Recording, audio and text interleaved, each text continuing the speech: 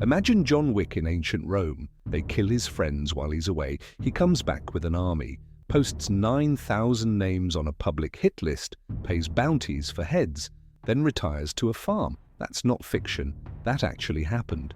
His name was Lucius Cornelius Sulla, and his tombstone says, "No friend has ever served me, and no enemy has ever wronged me, whom I have not repaid in full." A death threat from beyond the grave. This man turned revenge into a science. He marched on Rome. Twice, he gave killers their victims' houses as payment. Then he did something no dictator in history had ever done. He voluntarily gave up absolute power and walked away. Why? Because he didn't want power, he just wanted to win. And here's the weirdest part. He actually pulled it off. Why would anyone do that? Let's rewind to the beginning. Sulla was old money Roman aristocracy, blue blood, the kind of guy who could trace his family back centuries. But a populist named Gaius Marius was taking over. War hero, 7-time consul, Marius was the new guard. Sulla was being pushed aside when a major military command came up, leading the war against King Mithridates. Sulla got it. But Marius used his political connections to strip the command away. Imagine working your entire life for a promotion, getting it, and then watching your rival steal it. Sulla snapped. In 88 BC, Sulla did something unthinkable. He marched his legions on Rome. No Roman general had ever done this. It was the ultimate taboo. He took the city by force. Marius fled. Then Sulla left to fight in the east. Big mistake. While he was gone, Marius came back, took over Rome, declared Sulla a public enemy. And here's the crazy part. Marius didn't just beat Sulla politically, he had Sulla's friends executed, paraded their heads through the forum. They killed his people while he was away. That was the moment Sulla went full John Wick. Except instead of a pencil, he had 6 legions. And instead of the Continental, he had the entire Roman Republic. When Sulla came back to Italy in 83 BC, he brought an army and a list. Marius was dead, natural causes, but his allies still held the city. It didn't matter, Sulla crushed them. He didn't just defeat the remnants, he annihilated them. And then he took the title, Dictator. Forget the modern definition. In Rome, it meant only one thing: absolute, emergency, power, total control. And Sulla didn't just use it, he weaponized it. He created the Proscriptions. This wasn't a political purge. This was John Wick's style kill list, except it was real. He posted 9,000 names in the Roman Forum. Senators, generals, rich landowners, anyone who'd crossed him. If your name was on the list, you were fair game. Anyone could kill you. No trial, no appeal. And Sulla sweetened the deal. He paid bounties, 12,000 denarii for a head. Your neighbor could turn you in and get rich. Wait, it gets worse. If you killed someone on the list, Sulla would give you their house.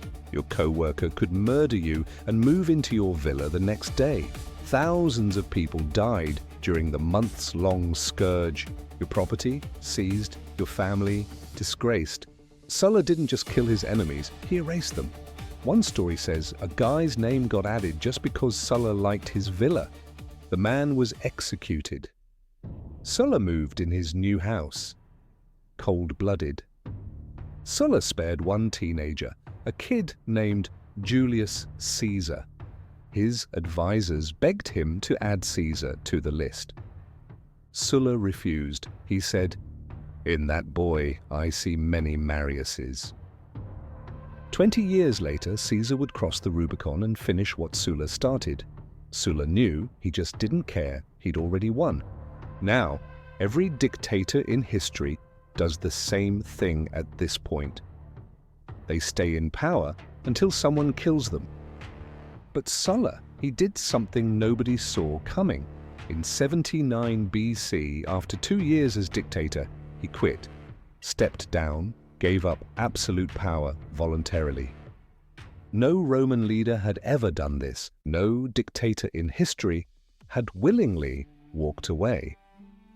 Sulla retired to his country estate, spent his days hunting, drinking, and writing his memoirs. He called himself Sulla Felix. Sulla the Lucky. But it wasn't luck. It was conviction. Sulla believed the gods favored him. That's why he was so ruthless. He thought he had divine permission to do whatever it took. He didn't call himself the Lucky because he was fortunate. He called himself that because he believed the gods owed him. And when you think your divinely chosen, compromise isn't an option. His enemies were dead, his friends were rich, Rome was reformed to his liking. Why stick around? He'd already won. John Wick fought his way out and tried to retire. Sulla fought his way to the top and actually did it. A year later, Sulla died. Natural causes, probably liver failure from all that wine. And on his tomb he left that epitaph: "No friend has ever served me, and no enemy has ever wronged me, whom I have not repaid in full." Did he mean it? Ask the 9,000 people on the proscription lists. Ask Marius's allies whose heads decorated the forum. Ask his soldiers who retired rich off the land he redistributed. Sulla didn't want to rule forever.